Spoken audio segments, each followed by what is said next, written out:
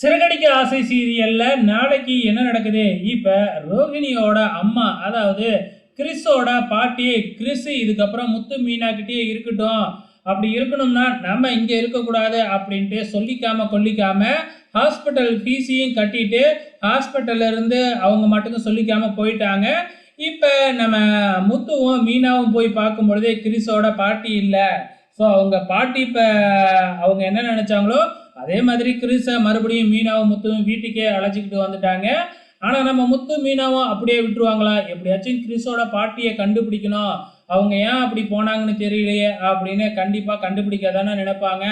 அதுக்காக கிறிஸுக்கிட்ட பாட்டியோட phone number கேட்குறாங்க. ஸோ ஃபோன் நம்பர் வந்து இப்போ சுவிட்ச் ஆஃப்னு இருக்குது. அது மட்டும் இல்லை, இப்போ தேடணும்னாவே பாட்டியோட ஃபோட்டோ வேணும். ஃபோட்டோவும் இல்லை. அம்மாவோட ஃபோன் நம்பர் இருக்கா அப்படின்னு கேட்டால் நம்ம கிறிஸ் அம்மாவோட ஃபோன் நம்பரும் இல்லை அப்படின்னு போய் சொல்லிடுறாங்க.